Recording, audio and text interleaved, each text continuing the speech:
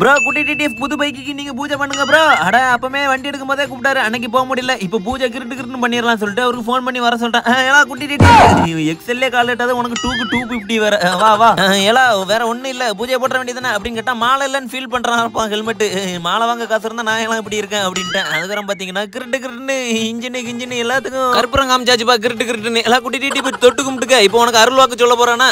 அங்காலமா சங்காலமா கருப்பா கருப்பா கண்ண திறந்து பாருடா. எல்லாம் குட்டி டிடிஎஃப் இந்த வருஷம் உனக்கு 250, அடுத்த வருஷம் உனக்கு கைய புஷ் போலா ஏறலாம் போறலாம் போலாம் கிளம்பு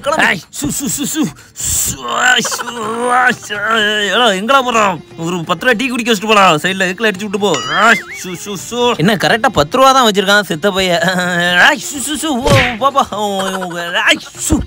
உனக்கு எந்த பிரச்சனையும் வராது, பைக்கு எந்த பிரச்சனை. போ போ போ கிளம்பு.